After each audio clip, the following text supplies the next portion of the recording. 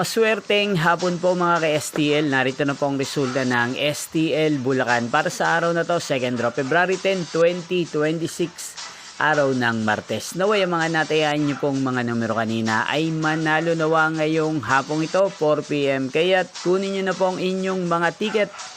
Narito na po ang resulta.